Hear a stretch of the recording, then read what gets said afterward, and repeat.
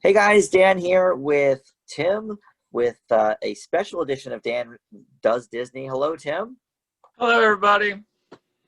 We are, as you can see, over the Zoom for today. And usually, I don't really have a co-host for any of the brand new released movies. Nobody either wants to watch them or cares or whatever. But Tim's been doing all these Disney movies with me, and we both ended up watching the 2020 Mulan. So in a slight break from the typical Dan Does Disney, let's look at a movie from 70 years ago format. We're going to talk about the brand new Mulan 2020. And as such, it's going to be a little bit different because there's no DVD to talk about. There's not really a lot of background. I mean, on my weekly movie reviews, I don't do a lot of background, but obviously we can talk about how this was supposed to be released theatrically several times over. And then due to, of course, COVID-19 things and theaters being closed, Disney decided to just put it up on Disney Plus for a $30 premium charge. So I guess before we dive into this movie itself, Tim, what is your history with the original Mulan? Is it like, you've seen it once, you've seen it a few times, every line? I've seen it a few times, and I actually watched it probably a couple days before I watched this. Oh, okay, well, good. That was smart. It's very fresh, the original. But I probably watched it probably a year and a half prior to this, so it wasn't that old. Okay. So, and of course, you probably saw it when it was first out, right? Saw it when it was first out. I don't know if I saw it in theaters, though. Okay. I think that's when I wasn't watching Disney movies in theaters. So I probably saw it then, and I might have seen it with the time I just saw it. I may have seen it 4 or 5 times, probably. Okay, well, that's not bad. I've actually only seen the original once. This was part of the like decade-long gap of animated Disney films that started with, I guess, Hercules before, or no, Pocahontas. What was the first one of? I think Pocahontas. Pocahontas was definitely when I was in high school. Yeah, like Pocahontas, Hercules, Mulan, Emperor's New Groove, Hunchback, Chicken Little, Home on the Range. I didn't see any of those. Not Titan A. What's the one with Treasure Island, Treasure Planet? Yeah. Didn't see that. So anyway, over the course of the last decade or so, I've seen a couple of those, mostly courtesy of our friend Joe, and he introduced me to this animated Mulan back in the Film Fanatics days, and it was great. I mean, what an amazing film. No real complaints about that. I mean, that's a distinct A for me, but I've only seen it once, so I'm glad you actually watched it more recently too, so you can sort of add to that. Like, I sort of looked up what some of the changes were. Obviously, the biggest difference is this is not a musical version of the film, but obviously there's smaller differences, like she was an only child in the animated version, etc. So I guess let's talk about just the basic plot points. And I should say this is a going to be spoiler free. Sometimes on Dan Does Disney we just kind of throw it all out there, but with the new movies we keep things spoiler free. So I did write up a synopsis, as always. You know what? I figured you probably would have, Tim. So I want to hear all about Mulan 2020. And if you want to talk about some of the differences during your synopsis, you could certainly do that. I have that later on, but okay, fair. Synopsis is, I mean, it's basically the same story as the 1998 animated one. It's based on the Chinese legend of Ha Mulan. It takes place in China during the Han Dynasty, when the emperor issues a decree that one man per family must serve the imperial army to defend the country from northern invaders. Mulan disguises herself as a male warrior in order to take the place of her ailing father. Can she keep a secret? Can she harness her inner strength to save her nation and bring honor to her family? That really is pretty much the synopsis of both. You're right about that. Yep. So all right. So let's get into everything. Now, first of all, when we have these like the new streaming apps, I always do like an is it worth it type of thing. I haven't really been doing that for the movies that we're spending $20 on now, but um, to me, this no movie is worth $30. So this, as a single person with no children, no family that I watched this with, this was a ridiculous amount of money to spend on a movie. Um, but that's not necessarily an indication of my feelings about the movie, because I just don't think anything is worth $30 for one person to watch. Um, For me, I you watched it did with it, my wife, and thus it yes, was $15. Which, going to the movies, I mean, the ticket prices around where I live aren't $15, but you right. probably buy popcorn and soda and stuff like that. So I think it would equal about a $30 date night. And And you if buy there, I mean, you spend a little money on gas, yeah, yeah, Um, so if yeah, I had it's the a convenience. family, if I had a family and I had kids, then I think it would be definitely worth it. Because the amount of family entertainment that's out there and new and stuff like that. I mean, what was the newest thing since what's the Scooby Doo movie? Maybe most Yeah, recent. Scooby Doo. I think for families, probably Scooby Doo is the last brand new thing. Yeah, Yeah, that was $20. yeah, Yeah, I mean, look, when I take my nephews to the big chain down where they live, and I don't get them for free these days, it's $60 for 3 tickets and concessions and stuff. So I get it, but of course, for just me to pay even $20 for a movie is a little extreme.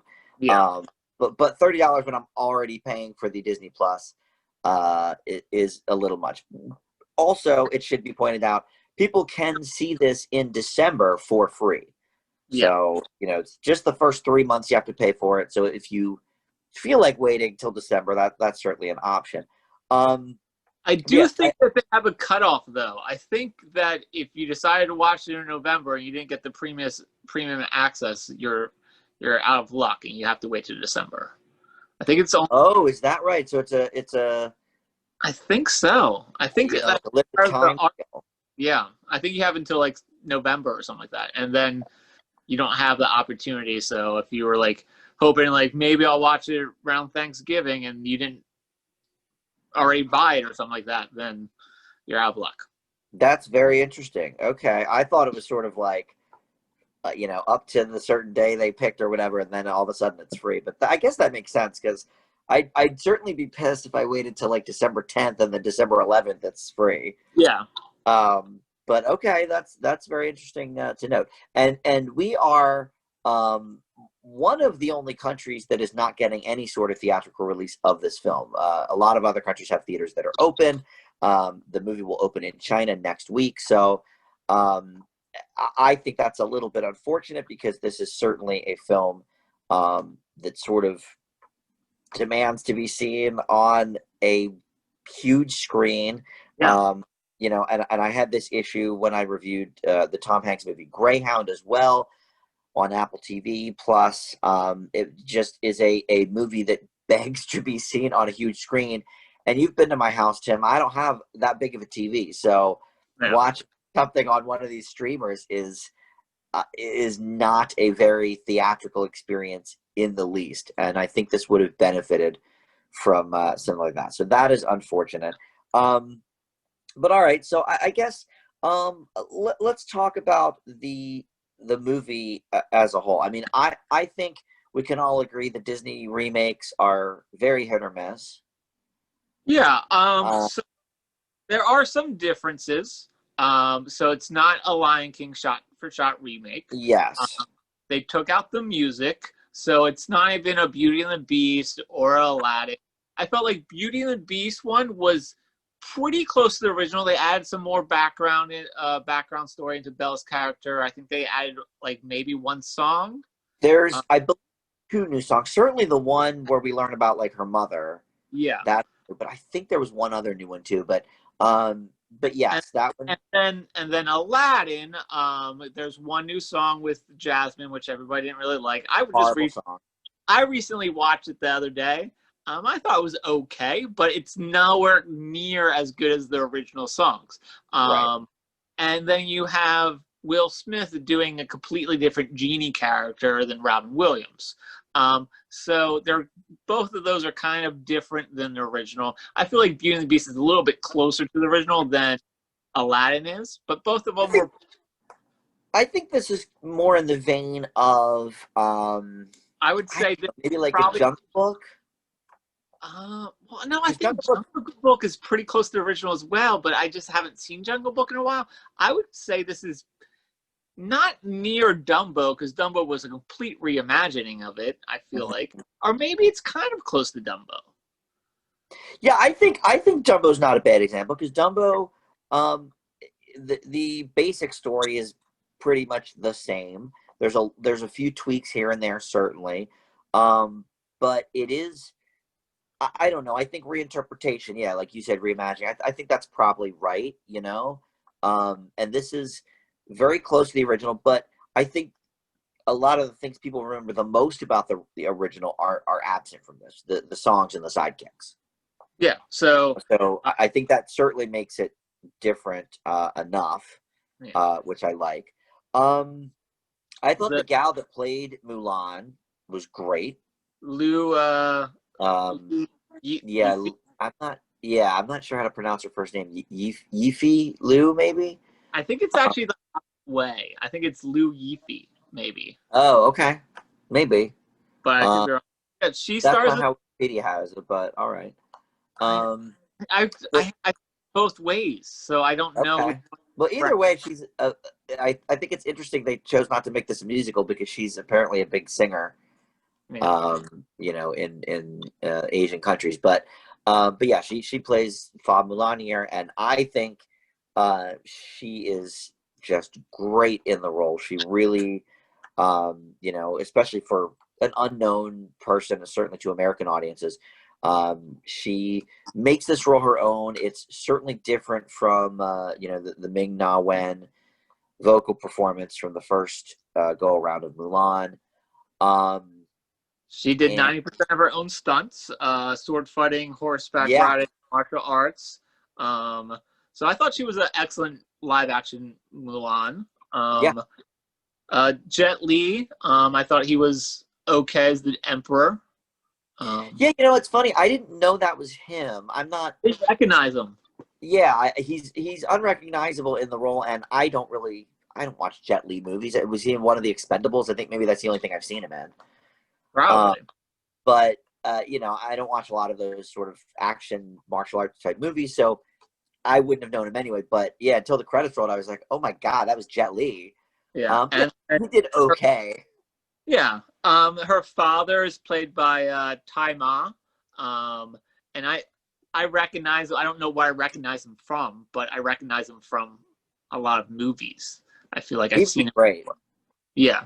He was great. Her love. Well, I know him most recently. He was in The Farewell, which was an amazing movie. But yeah, I mean, he's been in so many like movies as sort of small roles. He was in Arrival. He was in $1 Million Arm. He was in a couple of the Rush Hour movies. So yeah, I mean, he's certainly been around, and he's done some television work as well. You know, he did like half a season on 24, and that kind of stuff. So yeah, the guy's, he's one of the, oh, I know who that guy is, but you have no idea where from. Yeah. And then the other supporting characters, Yansun An plays Hang-hu, or I don't know how to pronounce it, but he is now maybe the love interest of the movie. I feel like the romantic subplot was a lot less than it was in the original Mulan animated version. Yeah, I feel like they maybe should have dropped that completely, but I don't know. I thought it was okay. Yeah, it was okay, but they didn't go. It's very minor. And I think maybe they're just using that because I already hear that a sequel is already greenlit. So yeah. But I mean, the 98 version, it was General Shang was the love interest, and it was a lot more prominent. And in this one, it wasn't the general; it was just a fellow person in the army. Yeah, I don't know. I guess I sort of feel like the whole purpose of Mulan as a film and as a story is to show this, very fierce, warrior woman who is, kicking everybody's ass, and I think that the real relationship that the movie works best as is when it's her and her father, and we're dealing with that dynamic. I just look, the Disney princess movies obviously are known for their romance and the Prince Charming and all of this. I just didn't think it was needed, and certainly in this, it's just sort of done half-assed. I don't know. I don't know if it was done half-assed. I think they just kind of put it as like not as the main focus, and I think what they had with it was okay. It was okay. Yeah. Yeah. And then I feel like they played a homage to the original in a couple different ways. I don't know if you recognize the music because you saw it a couple years ago, but they had the instrumental tracks for both Reflections and Honor to Us All, which are two songs from the original. Okay.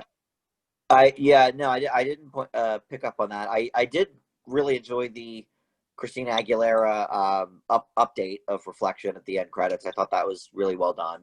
I mean, it's a great song anyway.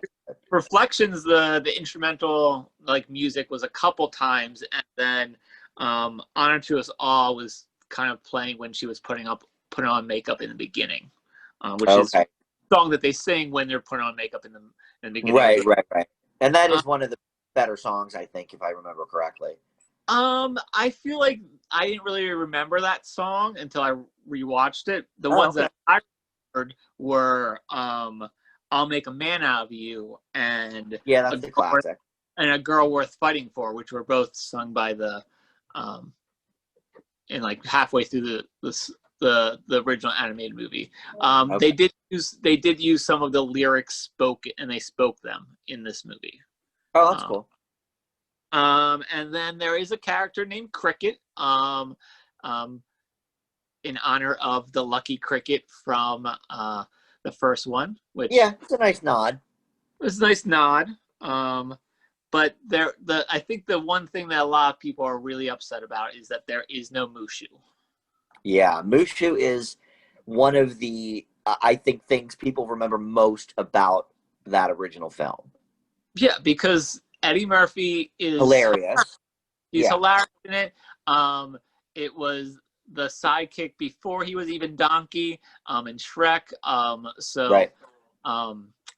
But I don't know how they would have redone it. Like, would they have like an animated dragon with her the whole time, which kind of probably would look somewhat fake? Would you have Eddie Murphy reprise the role? Yeah, I mean, look, who knows what Eddie Murphy's situation is with Disney these days, but I mean, listen, they could have, even I think if they had him as some sort of just, kind of one scene type person, just as a nod, I think would have been nice. I think it would have gone a long way in sort of, assuaging people's irritation that they just are pretending one of the most popular characters from the movie just, doesn't exist. Yeah. But I just don't really know how they would do it. Would they recast it and then it would be compared to Eddie Murphy's the whole time? I mean, Will Smith was able to do it with the genie, but I mean, Robin Williams is no longer with us. So Right. If it hadn't passed, then I think it would have been a bigger thing with like, oh, why did you get Will Smith when Robin Williams could have easily redone it or something like that?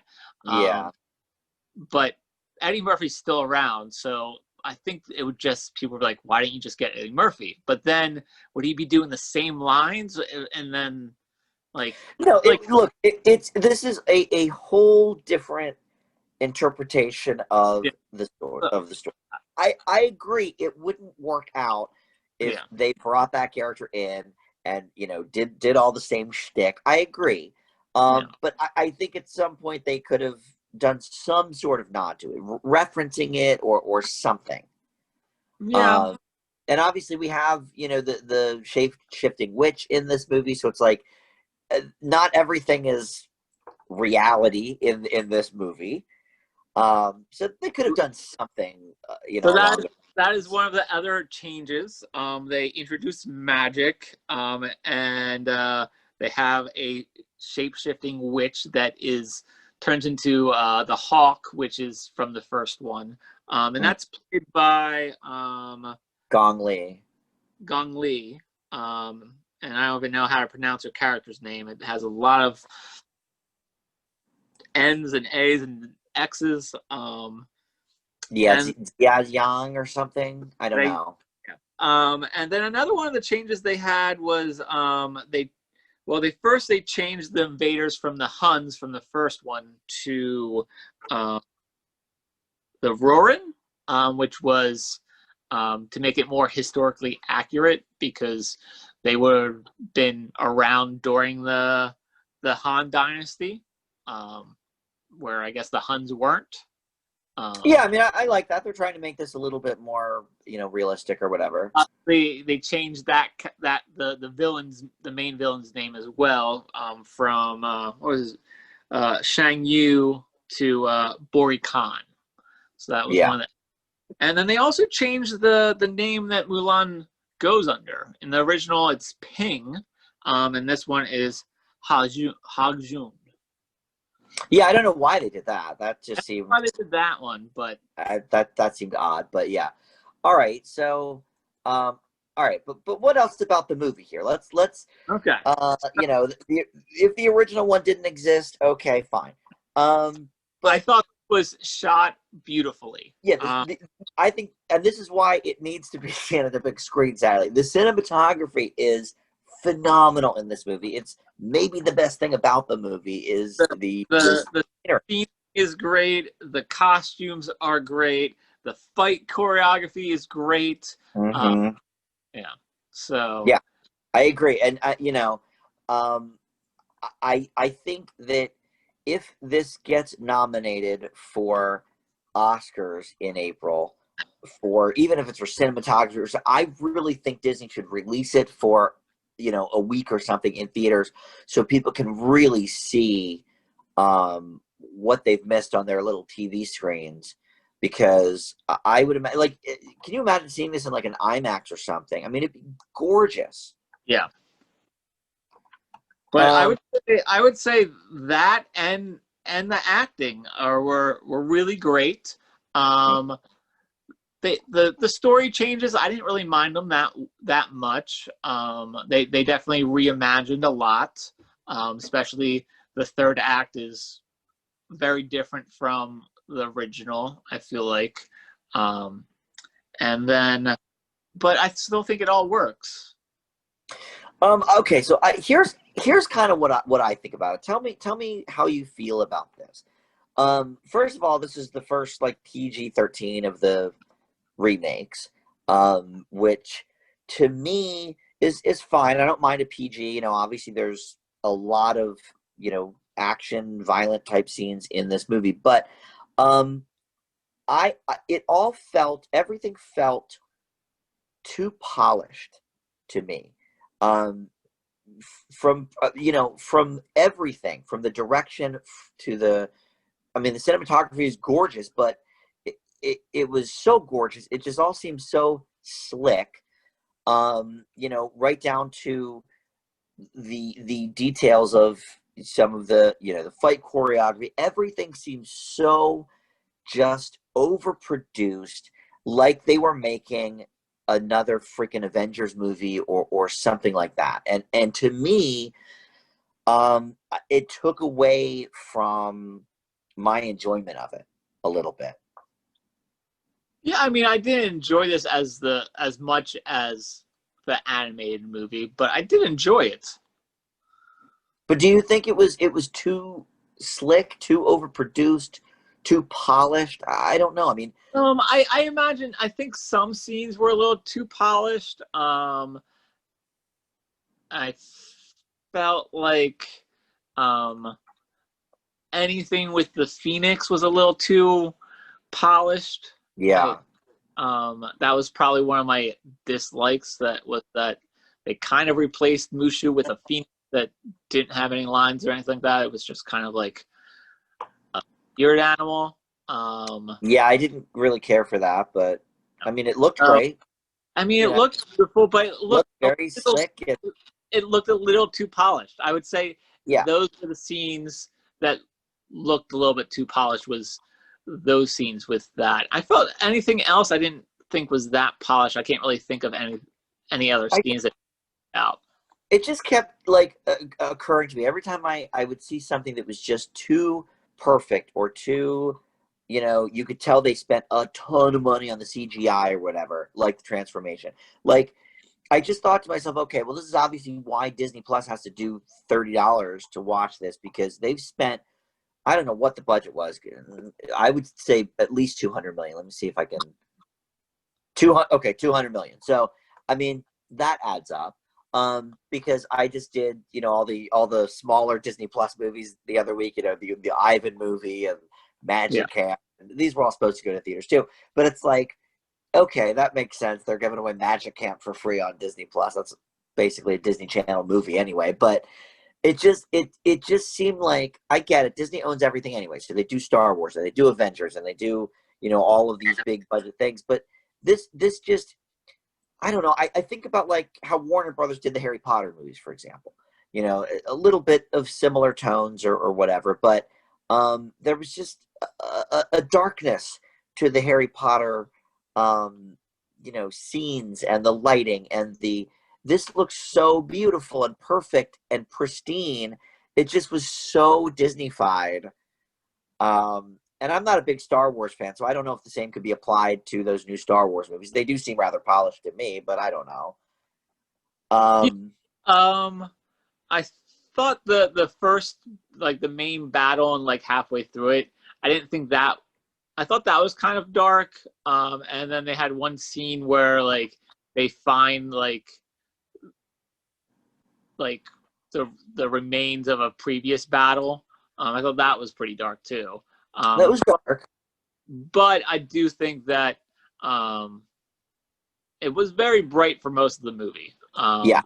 And that definitely affected my grade, because I guess I feel like if you're going to get a PG-13, you may as well go a little bit darker with the themes of this movie, of which they are dark.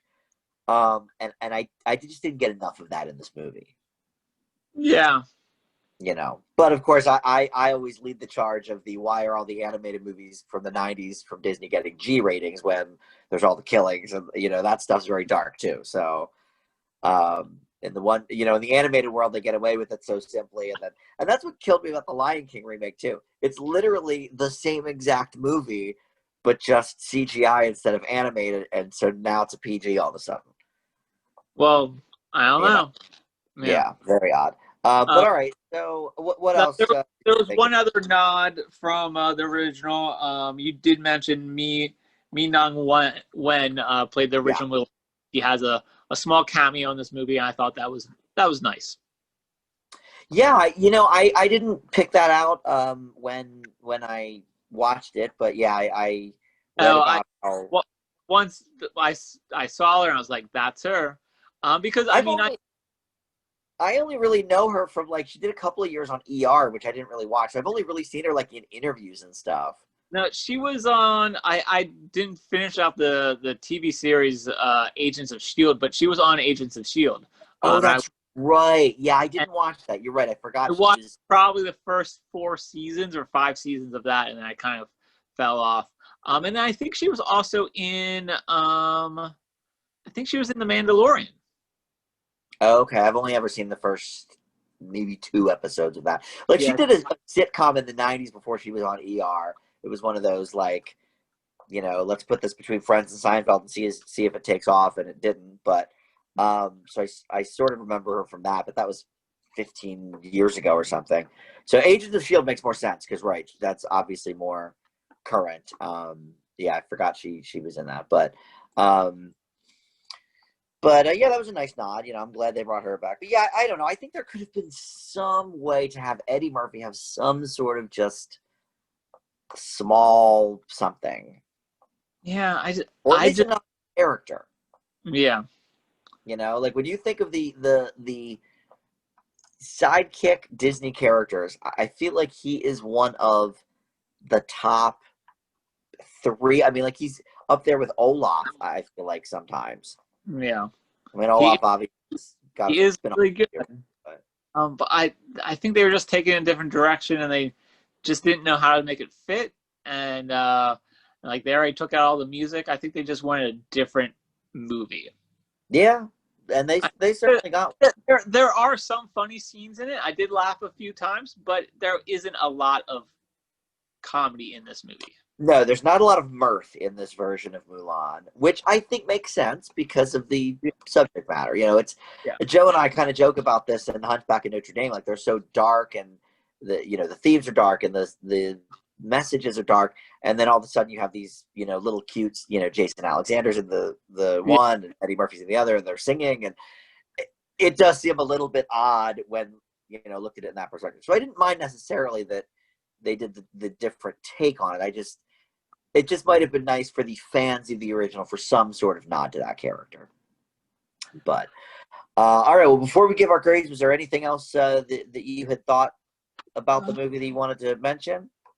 What I got? I mean, it's hard to compare the two. It's hard not to compare the two. I think that's gonna be the downfall of this movie, is because you're comparing it to such a great movie. Mm-hmm. But I feel like this movie also brings its own flavor and stuff to the table that is really good. And the other thing that I think it adds to it is I feel like Mulan had a little bit more scenes of heroism in this movie than she did in the original. I could agree with that. And I thought that was good. I thought the original Mulan, she is a strong female character. I feel like she's a little bit stronger. And I thought that was nice. I would have definitely dropped the romance completely to make her an even stronger, independent character. But I guess we want this in our movies. But I don't know. I feel like in the Avengers and stuff, there's not a ton of romance. There's some. But we don't always have to have a romance at the end of the day if it's mainly an action movie, which I feel like this is. And then you touched on it earlier, but I do want to just drive the point home that the family dynamic is really great and probably holds the whole movie together. Yeah, and I would say that it might be even stronger in this version. I mean, yeah. I only saw the original once, but yeah, don't you think? I think it's stronger, and I do like. I mean, they added the sister character, and I think that actually helps a little bit. Mm-hmm. Yeah, I would agree with that. All right, so overall, I think you might be higher on this than me. Probably. But I certainly didn't hate it.